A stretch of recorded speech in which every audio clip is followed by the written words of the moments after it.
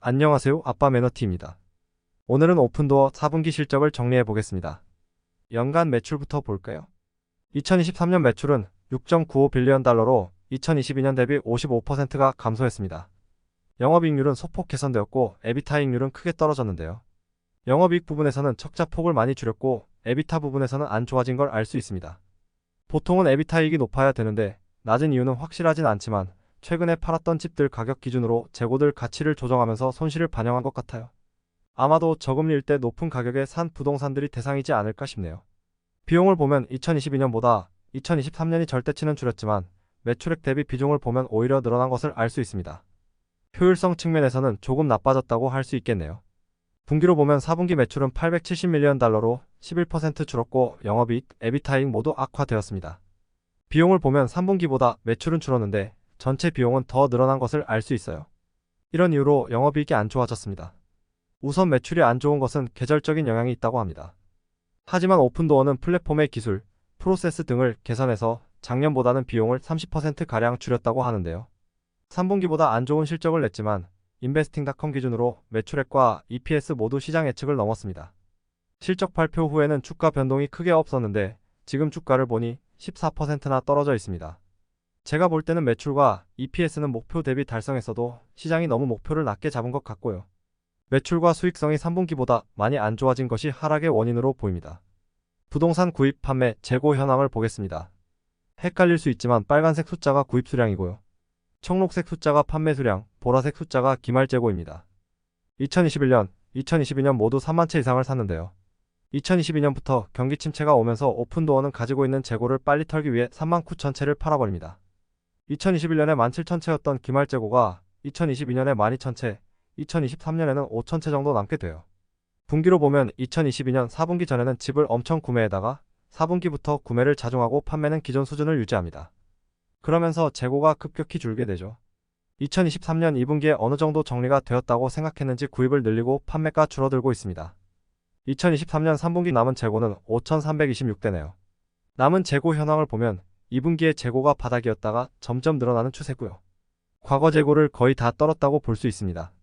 부동산 판매 수량도 체크해보면 2분기까지 과거 재고를 많이 팔다가 3분기부터 그 규모가 많이 줄었어요. 4분기는 130대를 팔았고 신규 부동산은 4분기 비슷한 수준으로 판매하고 있습니다. 이걸 금액으로 풀어보면 4분기는 판매 수량이 3분기보다 떨어지지만 매출이 높은 걸 보면 더 비싸게 팔았다고 볼 수 있겠죠. 평균 매도 가격을 산출해봤는데 신규 부동산은 가격이 점점 오르는 반면 과거 부동산은 살짝 떨어졌어요. 그래서 수익성을 보면 신규, 과거 모두 3분기와 공원이익률이 비슷한데 전체로 보면 손실이 나는 과거 재고를 4분기에 적게 팔아서 전체 수익성은 3분기보다 4% 높게 나왔습니다. 결국 최근 구매한 부동산의 건전성을 입증했다고 볼 수 있어요. 재무 상태를 보면 자본이 줄었는데 부채가 더 많이 줄어서 부채 비율은 3분기보다 줄어든 269%가 되었습니다.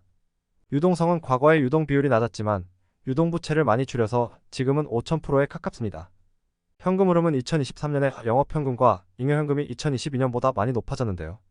제 생각인데 집 구입은 줄이고 판매는 늘려서 현금이 많이 들어온 것으로 보입니다. 분기로 보면 알 수 있는데요. 2023년 3분기부터 구매가 늘고 판매가 줄어드니 잉여현금 흐름 FCF가 유출로 전환되었어요. 2024년 1분기 예상 매출은 1.05에서 1.1빌리언 달러로 4분기 대비 20에서 26% 증가할 것으로 보고 있고 에비타이익은 -8에서 -7밀리언 달러로 4분기 -69밀리언 달러보다 많이 개선될 것으로 보고 있습니다. 컨퍼런스 콜에서는 여전히 모기지 금리가 불안정하지만 이번 2분기에도 계약 물량을 늘리고 있다고 하고요. 이렇게 규모를 늘려서 손실을 상당히 줄일 수 있을 것으로 기대하고 있습니다.